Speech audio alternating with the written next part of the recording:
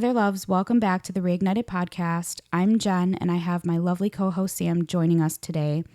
We're kicking off the rest of our grief series, talking about the different types of grief you can experience. Now, in the last episode, we chatted with Sam about her experience with grief and losing loved ones. But today we're going to be talking about the different types of grief you can experience, because it's not just losing loved ones, although that's one of the biggest types of grief you can experience and probably one of the most difficult. But I want to shed some light on the other types of grief you can experience, because you can experience the loss of a relationship, the loss of a job, the loss of, a friendship. Loss of a pet.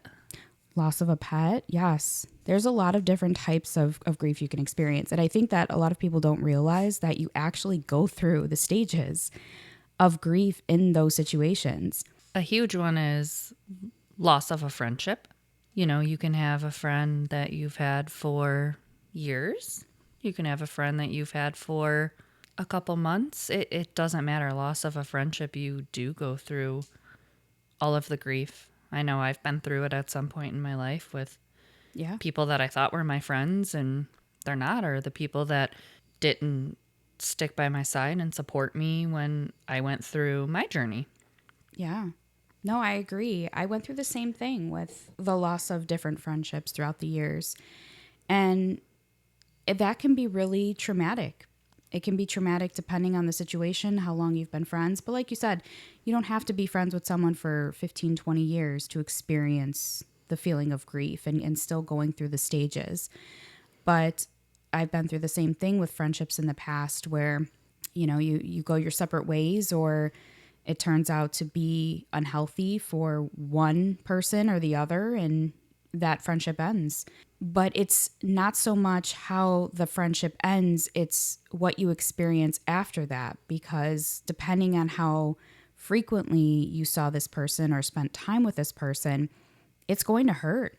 You're going to grieve, and you go through the stages, and you may not go through every stage in order. It may be out of order, like we talked about in the last episode. Like you said, Sam, a lot of times when you're going through those stages of grief, you can revert back to some or sometimes skip around. It just depends. But ultimately, you experience each one of those stages at some point.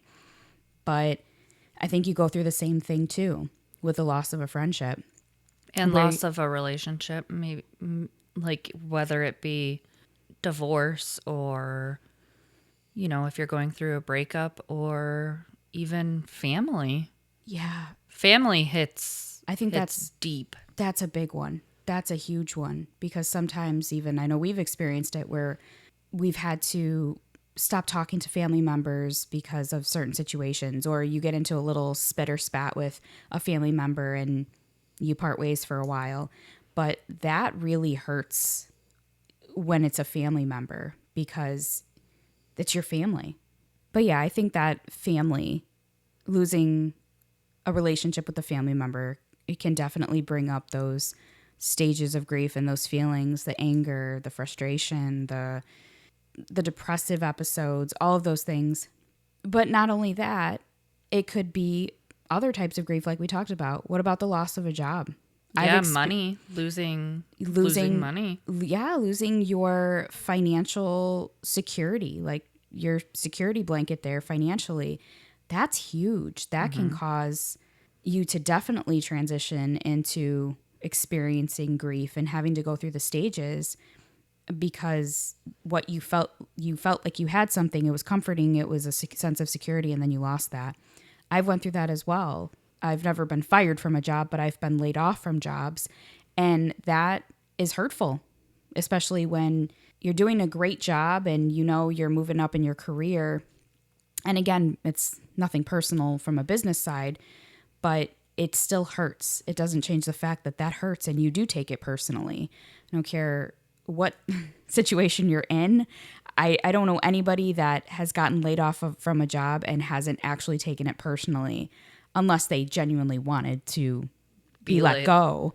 But for the most part, yeah, when those situations happen, it can be traumatic. It could be hurtful. And then you have to go through the process. I've been there before. It's like you got to go through those those stages and get over that so that you can move on. And now you can move on and find a new job.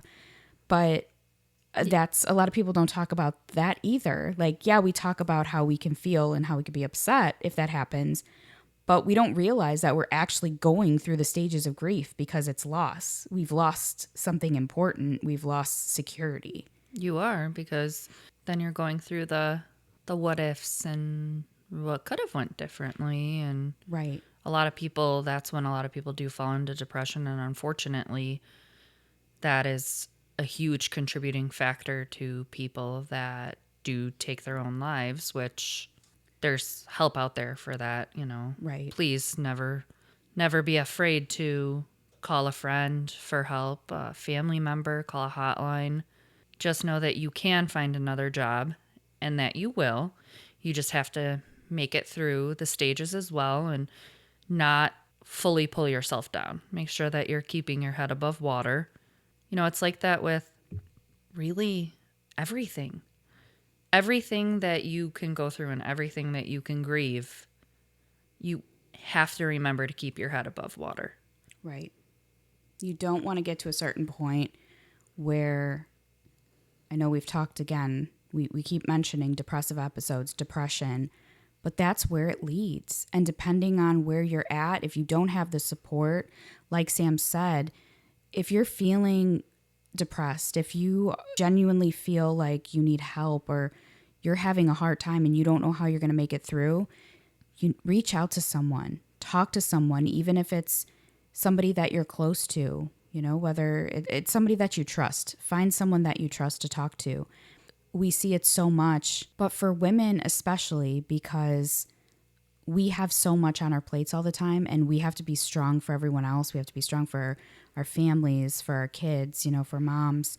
And so a lot of times we don't ask for help when we need it. And that ultimately can spiral out of control. And I know it did that. I've had that happen personally where I never asked for help. I just dealt with everything that I was dealing with myself and stayed kind of closed off until I literally couldn't hold it in anymore. And I was so unhappy that it just turned into like this explosive mental breakdown. That's really what it turned into.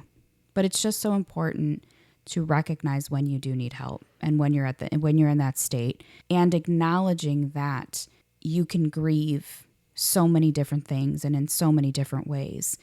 And to recognize that it's healthy, it's okay to go through those feelings and emotions. But again, not staying there, not staying in that dark place. I do want to shed light on something right now, and it's something that I don't really talk about. It's also okay, and I didn't realize this at first. It is okay if somebody recommends that you go on antidepressants. I will tell you one thing right now, I was totally against it.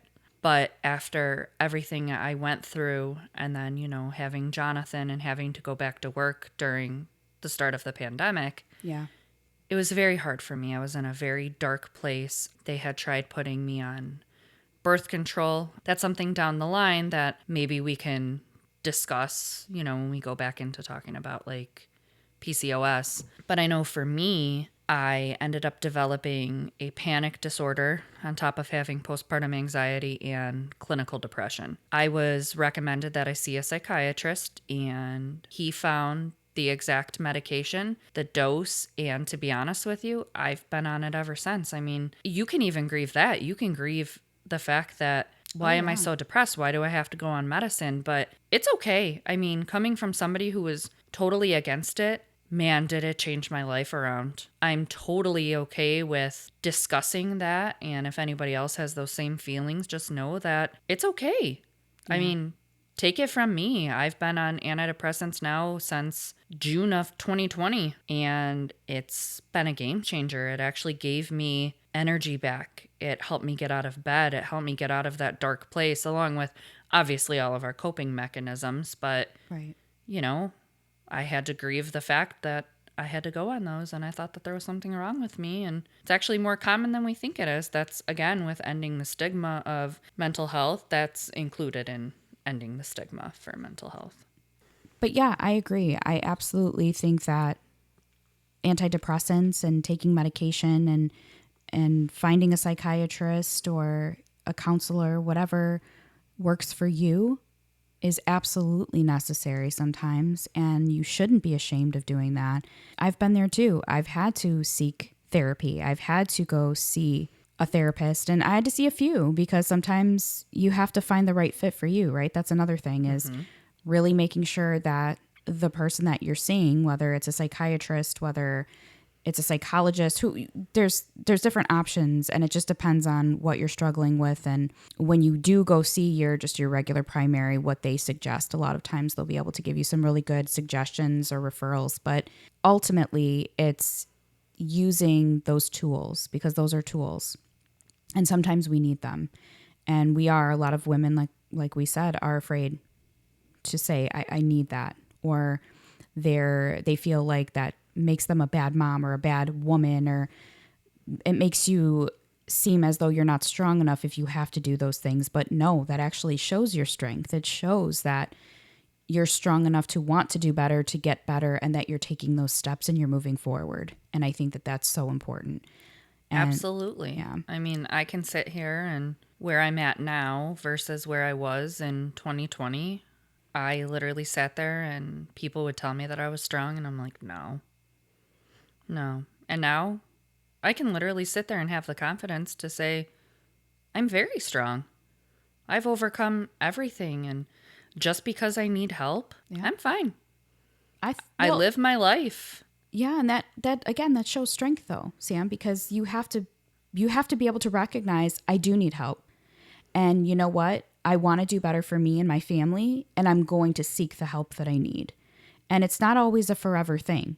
That's the other thing. It's like, well, we don't want to be on antidepressants forever. Well, that may not be the case. You're using it as you need it now. And if it's helping you, great. Don't be afraid to access those resources and those tools. Do that for you. If that's what you need to get better, then do that. Do that for you. Do that for your family. I think it's important. And that's really why we wanted to shed light on that in this episode, is because there's so many different ways to grieve, and there's a lot of tools and resources out there and professionals that can help you in your time of need. And many women are afraid to seek that support. But we just want to encourage you today that if you're struggling, if you're having a hard time, if you're grieving something, no situation is too small. I think that's the other thing. It's like, that at least I've experienced throughout my life. Like, I shouldn't be upset about this. This is so tiny and minuscule that I'm just being over dramatic, and I'm being this and I'm being that. And then you're feeding yourself all of these negative thoughts, and you're downplaying what you're going through. And then what happens? That builds up.